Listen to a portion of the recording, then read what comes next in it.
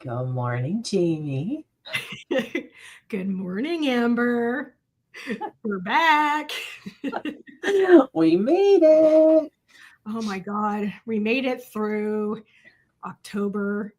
We made it through Samhain, Halloween, Day of the Dead. And we're here. And here we are. Yes. Here we are. And I think it's appropriate that we're going to be talking about this deck that we've chosen to kind of highlight today. I agree. Because I think it is a time of the year for everyone to just kind of take that breath and kind of take stock and try not to be so stuck in the past and don't be so concerned about the future, but really enjoy and celebrate what's right here, right now. And I smile because I know that the past couple of weeks for me have pushed me back. Well, this is the future. So, kind of thinking about my future as well as my past. So that way, so it's fortuitous that you brought that up. And it's okay if you're like me and kind of stuck kind of on those two wings and not able to be present now. But the little tool we're going to be talking about today actually is perfect for this time of year and these thoughts. It is. And it's not just the theme and the look of the artwork. No. Not at all. And, I was kind of excited and it's a deck by RedWheel Weiser. So I was kind of excited when it came. At the same time, I was like, And this is like even before opening it. I was just going, oh, I wonder what this is going to be like. Is this just going to be another cool kind of, skeleton, right? Yeah. Well, it's seasonal type of deck. Oh, and it's not. Oh God. I remember, I think I got my copy in September, I believe. And this was one of those, sometimes as a reviewer, when you get items, and yes, obviously we both received this deck in exchange for a good review or thoughts in general. And sometimes you get unsolicited ones, where I think it's maybe an item that they're not sure how well it's going to do type of thing. Or maybe it's that new killer deck that, we might not be aware of or might not be in my wheelhouse per se. But this little thing came in and I'm like, it's an oracle. Oh God, it's only 36 cards, because I'm one of those that wants at least 52 cards in an oracle deck, because that way you can pull one individual one a year. Hey, Drew, good to see you.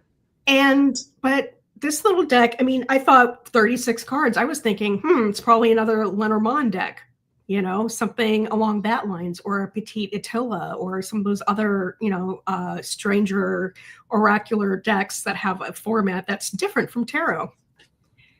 Right. And like you say, sometimes the decks are unsolicited. And I think that there are times that, a publisher might go, oh, I'm not sure, but I think that Amber might like this because, it might be considered a little spooky, or she likes little dead things, Yeah. And maybe she'll like this deck because of that. So they do sometimes, I think, take in consideration what they see us talking about, what they see us posting about. And I am so glad that they went ahead and sent me this deck. Now, I'm going to hold up the box because I know you are boxless, but here we are. So we're talking about the Memento Mori. These are the fantastic backs on this little deck. It's amazing. And this is the inside of the box, which is the same. Mm-hmm. And that part does not pull out. I poked at it when I first came. It does. It does? Oh, well, I didn't poke at it hard enough, I guess. But so my thing is, I'm like, because of kind of the theme of this deck, I'm like, you could almost turn that into like a little altar underneath, or put some type of like relic or something. Exactly. That's what I was thinking. Yeah. That's exactly what I was thinking about. Maybe if I disconnected the box, you can make a little stand out of it, or a, Memento Mori altar with the card of the day or a card of, that you've drawn. Right.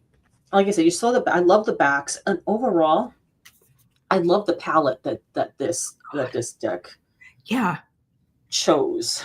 So the paperwork that we got with this deck didn't really talk about artist, author. It just says that they did it. And I think to me, it's one of those moments where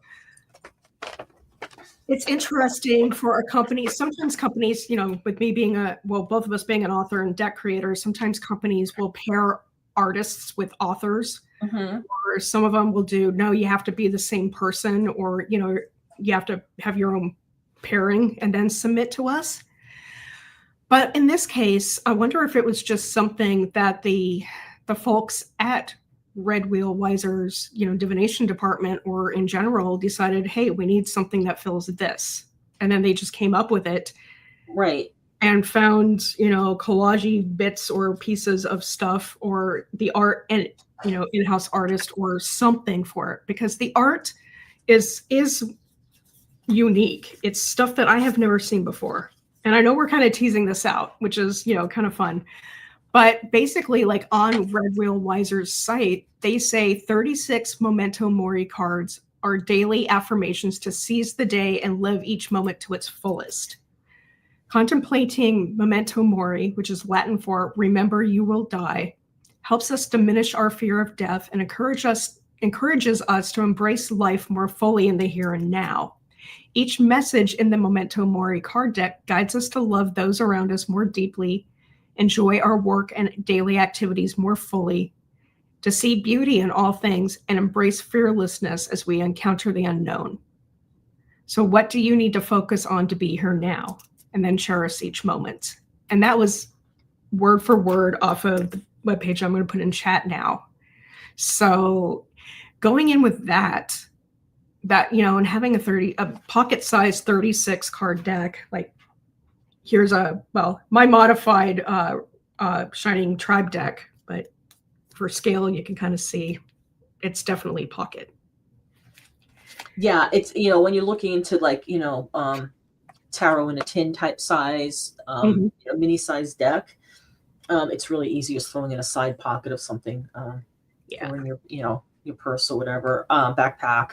Really easy for throwing in, and the box is sturdy, so if you want to keep it in its original box, it's one of the slide ones. It's like the mini slide deck. Yes, box. I love that. I'm so glad they're doing that. Yes, watch this. I love that. I don't know why, but it's just a little matchbook deck box. That's what I call them, matchbook. But and the cardstock, it's thick. It's thicker than what I expected. Yeah. But you know what? I like it. I mean, I personally would not want to riffle shuffle this because I feel like I would hurt it. And it's also gilded, as we've been showing gold gilding. So I just hand over like top to bottom. I do one of these types of things with it. Or you can smush it like a Go Fish type of game, which is also kind of fun to do, where you just kind of like spread them out and then pick one. Right. And that's, It comes with a little, a title publisher card. And folks, it is very small print, but it does come with this. So it doesn't tell you like meanings or suggested implications of the cards, but it's just kind of about the deck and about the theory. And one of the things it talks about is that one of the inspirations for the deck was the Phaedo, which is the time from when Socrates, the philosopher Socrates, was put to death, and his death was that he had to drink the poison hemlock. So although he did have a chance to escape before that, he didn't take it. He embraced it. He's like, hey, this is going to happen. He drank the poison. And so he's realizing, okay, in this moment, I can embrace the death. I can choose, or I can try, to fight it and just go into this depression. Oh my God, I'm going to die. So what Socrates told us to do was to summon students.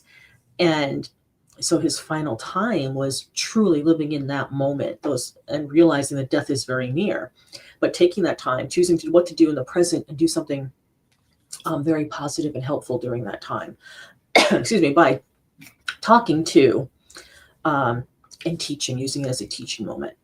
So I love the tie into that. Yeah.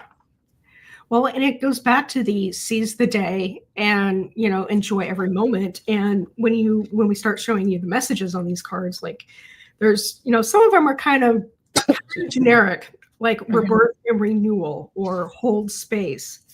But then there's stuff that says T first. or let me find another one. Let it go, or make a move. I'm just flipping through these. The T first one was one of the ones that caught me. I was like, oh, okay. Trust or familiar. For those of us that have pets, you can look at that. There's cards that talk about past, present, future. There's a card that simply says accept on it. And it was enough along with the images to intrigue me on how am I going to use this, and Mm-hmm.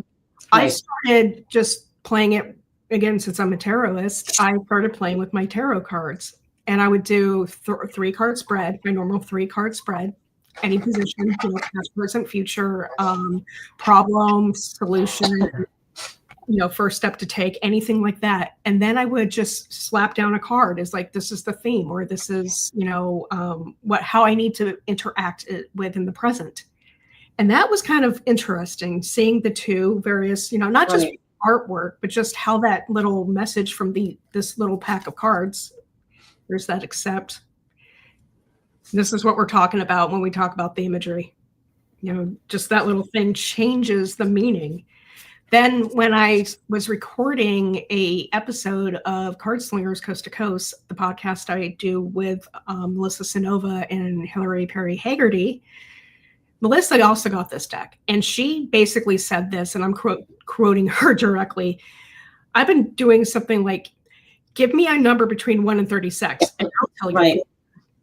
So, you say a number like 4, and you go 1, 2, 3, 4, and that 4th card, or even the 5th one, here's number 4, says faith transcends.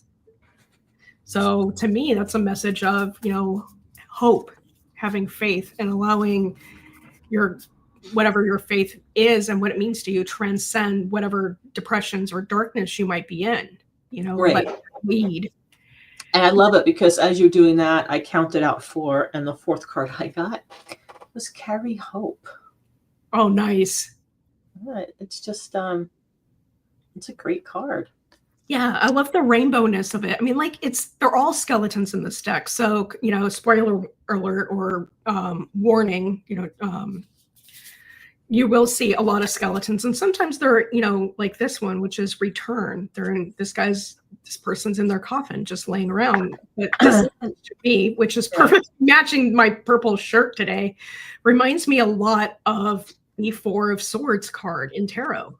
Mm-hmm. It's about rest and reprieve. But after Melissa talked about that, give me the number between 1 and 36, and I'll tell you your fortune. I kind of did that, but I took it one step further. I like using this deck with my tarot cards. So I would lay down my spreads. Doesn't matter how many. It could be that 3 card, it could be the 1. And then you add up all the numbers. And then you reduce it down between 1 and 36. And then you shuffle, pull the card, and see what happens. So in this case, it's embrace your shadow. Or I've also done stuff like a 3-card reading, and I added a card before and a card after with this deck, just to kind of see moments, like literal picturesque moments in time. I like that. Yeah. So that's kind of how I've been using the cards. And then occasionally I'll, do the old fortune telling thing, like, what does this person think of me? Or, how should I go into the moment or something? Right. And then that's funny. I also drew Carry Hope. This was the 3rd card down from the deck. And I've kind of been shuffling off camera here. So yeah, in this moment, I need to carry hope. Right. And because these cards are pretty robust, to me, it makes them really suitable for like tucking in your wallet. A lot of people will say, oh, carry that tarot card, right? That archetype that you want to embrace, or that thing that you want to remember. And because these are tough, they lend themselves to that. And then the other thing that somebody could do with this deck is say, okay, so I just randomly, so here's the card, right? Yeah. right? It's everything a season kind of a, and but then you could like pick a charm that goes with that, and then that charm can be what you throw in your pocket, and you can either pick that intentionally or just randomly reach into, your charm bag or whatever you have and just say, okay, I would like something that, to support this feeling that I can carry with me in my pocket. And then that becomes a touchstone, because you can reach down if it's in your pants pocket or your jacket pocket and just kind of tap that, right? And you know that, okay, I can do this. I can make it through this day. And it's like to remember to be in that moment. So you're taking that time to, to touch that item or to open your wallet and look at that card. It forces you to be in that moment, which is what the spirit of this deck is appreciating what's there right now, stopping for a moment. Yeah. Or simple reminders. You contain multitudes. Right. Stuff. And I will be honest, like right now, like I said at the beginning, I'm feeling this kind of dark weather, or this part of October/November has dragged me down and got a little bit into my head with depression. And it's not necessarily seasonal stuff. To me, it's the energy of the world right now at this time. So yes, you can be the gothy one and be woe is me and use this deck, and your goth friends will love you. But it's also, for those bright moments, because I've had a lot of good happen, and I've been pulling this since September, and it's been giving me interesting guidance, as well as creative outlets. How can you look as you sow, reap? How can that become a guide for you? Like, what are you sowing? What are you reaping? In your life. Right. And and the stories that are there and what you pick out of the symbology in each card, like saying that. So I just like 2 cards came out. So the first one I'll pull up, this is Passion Burns Bright. All right, so you're looking at that flaming heart. Now, I was raised Catholic. So to me, I'm like, oh, okay, the Sacred Heart of Jesus, right? And so that has a lot to do with the fire of love and divine love. So if that's how I'm choosing to interpret that, I'm like, oh, all right, so what can I do with that? How can I embrace that today? And then, this card has a lot of symbolism in it. And it's your necromancy skills. I was just going to pull that. I had that in my hand. I was like, I'm sitting here going, you get the Catholic Christian, as, kind of biblical kind of sayings. And then you get stuff like necromancy calls. Right. So, what are you going to do with the reaping and the sowing and the, taking up the bones and, raising the dead? Right. Or watching a really good zombie movie, which I have not found a good zombie movie yet this year, sadly. This year, no. Going back to the zombies, because of course that's me. But yeah, it's been a fun little pocket deck that sometimes, like with these types of cards, they fit at least in my palm of my hand. And I like to do, like, when I'm talking to others, or at just anywhere where I can chat and be with one person one-on-one, I'll pull it out and watch what cards drop out of my hand, or like what stuff pulls, like ponder karma, and just see how that lends into the conversation that my friend and I are talking about. Like right now, we're just talking about the deck, but we're also pondering our karma for talking about the deck, and what you all will think of this, how you all might hopefully later on share how you would use this deck. And when we send this back to the folks at RedWheel Weiser, what they are going to think about what, the 3 of us, and I say 3 because thank you, Melissa, for your suggestion. That also helped. But yeah, again, here's that Carry Hope card. You can pull from wherever, in the deck. Just right. And the other thing is that, as writers, it's the type of deck that we can look at that can spark stories. Oh, yes. That we can look in. And like, as I was thinking about that, I pulled up this card, which is Future Past. And that made me think about, Rachel Pollack had this group this jazz group that she enjoyed. And their motto was a future to the past. So when I'm looking at that, okay, so I'm thinking about Rachel, amazing storyteller. But it's like, okay, so then here's this skeleton looking in and seeing the reflection of this woman's face, which may have been who that skeleton was in another part of its life. But then what an amazing story. It's almost like a backwards Dorian Gray, right? Well, and as you're talking about this story, I'm just pulling up cards. Like, first I had forgive. So I'm like, okay, something in that group needed to be forgiven. And then I had hold space, which is what you're doing, holding space for that group. And now the third one is, return. Maybe we, stop talking about the story and return to our own bodies, or, that, we can return to writing that story or carrying out that story for Rachel. Right. Yeah. It's good. It's been interesting too, because in different social media, sometimes I see something pop up on YouTube about it, and how other people have responded to this deck, and I think it's a deck that caught most everyone by surprise. Oh yeah, 100% for me, definitely. Yeah. And I love that. It's not often that we see that. We might, things might pop up. Oh, say somebody's doing an unboxing of this deck. Somebody's doing a quick run through of this deck or review of this deck, and they're doing their initial thoughts. And almost like you can, okay, everyone's going to have the same kind of initial thoughts about this deck. Yeah. But this, no one had any almost like preconceived notion, in a way, because like I didn't. A lot of times, like you said, decks will come to us and we might hold them and go, oh, this looks like I might be interested in right away. And then sometimes we're really excited about it, and sometimes it disappoints us. Or we might, look at a deck, and this happens to me. Yep. And I'm like, oh, I don't get it. I don't get this deck. I'm not connecting with it. But then I might go back and look at it again a month later, 3 months later, and be like, oh, I get it now. Or I see where this will have a place, or how this reads will have a place within my collection, or what I can use it for. Yeah, this one was like blank. I had no idea what to expect from it. I had and happily pleased and surprised. Oh yeah, same. Likewise. I'm really glad they sent me a copy, because, not just here. I know we're hoping to be able to talk a little bit maybe about it in a future Card Slingers or something. But this little deck has kind of become a big companion in a weird way, where, again, like I'll pull them in the moment.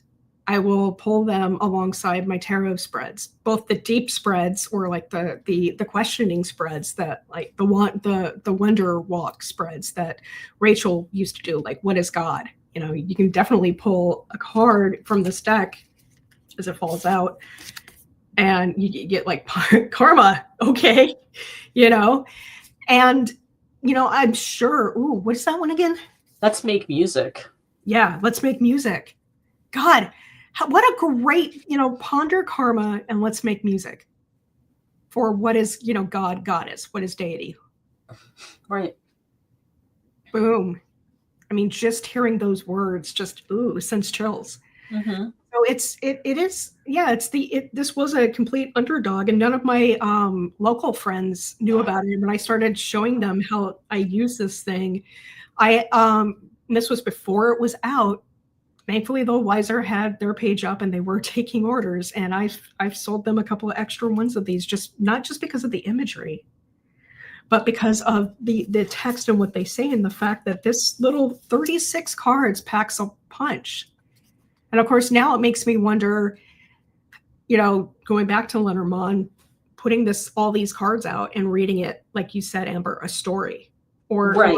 Picking that one card in the moment, maybe T first, and that's my significator, and see what the story is around that. Right.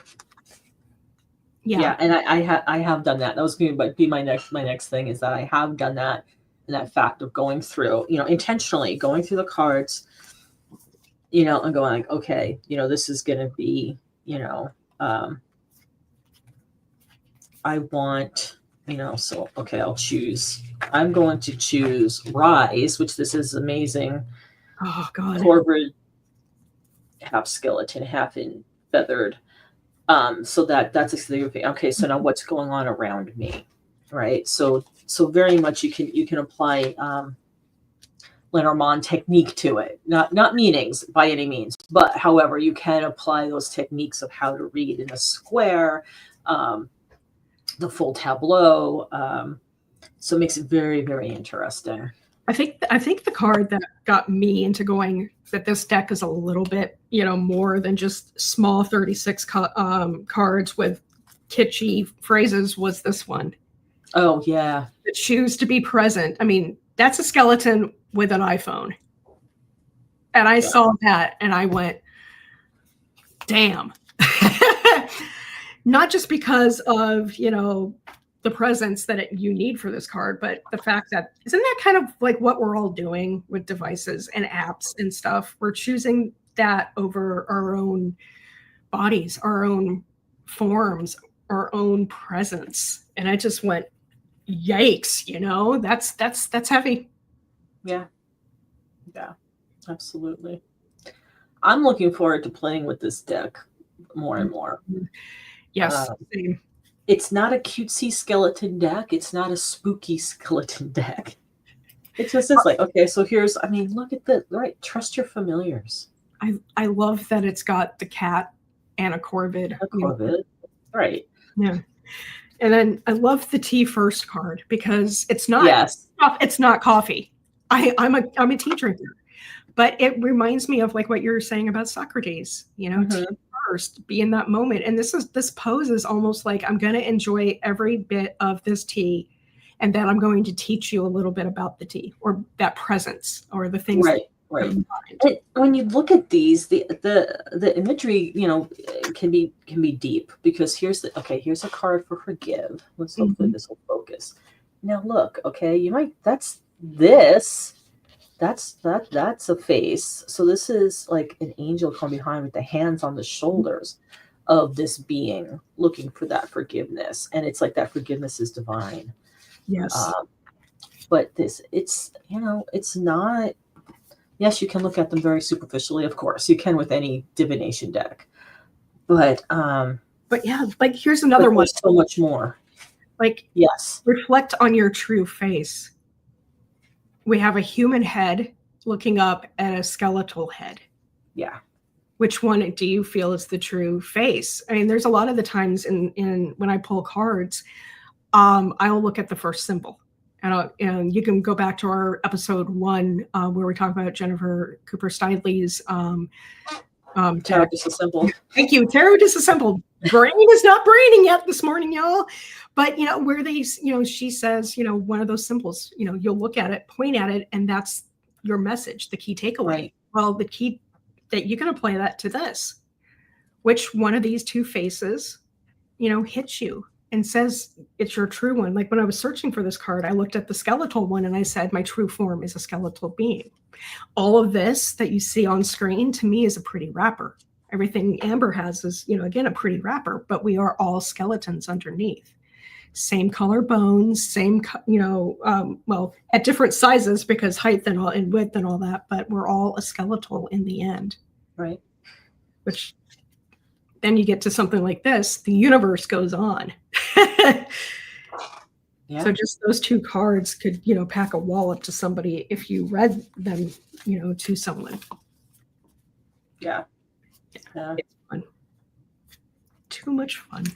It's very fun. And I think that, this may be something that comes up in future Jamborees too. If we're discussing something, might be like, hey, have you pulled any Momento Mori on that today? Because that just feels like it'd be a good deck for it because it's that kind of a deck. It's a type of deck that, I like to kind of keep handy. I think several of us have certain divination tools, at our reach on our decks. I mean, looking here, I've got dice. I've got I've got a tarot deck. I've got a pendulum, and there are just certain things. Oh, and I've got the magic 8-ball, of course.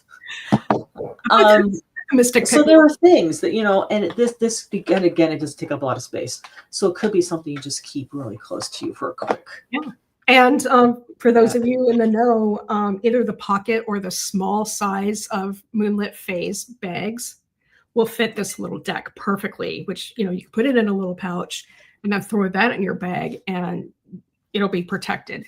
So, yeah. And of course, you can always find a skeletal or some really nice corresponding bag that'll fit. Yeah. Thing. I mean, because yeah. This is a Susie Chang style deck. It's one of the Arcana cases, and I also I like dressing up my decks. Basically, is what all this means. You know, it's the how I carry them. Jenna's throwing her link in there in the chat too. So I'll also dump it down, all the stuff that we're chatting about, into our show notes with other, stuff. But really, I also want to know what everybody, if you have this deck, how have you been using it? Have you tried it with mediumship? Have you, done like what we did, pick a number between 1 and 36, and I'll tell you your fortune. Right. Have you laid it out in a tableau? And if so, how did you read that? Yeah. Just do a general one without trying to choose one card as a significator, or yeah. If you've used it, I'd love to know. Or charms, like how Amber said at the top of the show. Did you use charms with a tableau or a 9 square, or 4 square, or whatever square, the square root of the square root? Yeah, we would love to know. I know I check all the comments, so and I them and all that. So thank you for joining us and listening. And if you haven't picked this deck up, either look at it at one of your local metaphysical stores, or if you're local to either me or Amber, send us a email or a text, and meet up with someone who has it and check it out. But we want everyone, stay wild, stay weird, stay curious. Heck yeah. Thank you for joining us. Have a great day, everyone. Bye-bye. Jamie, thank you. Oh, thank you. Bye. Bye.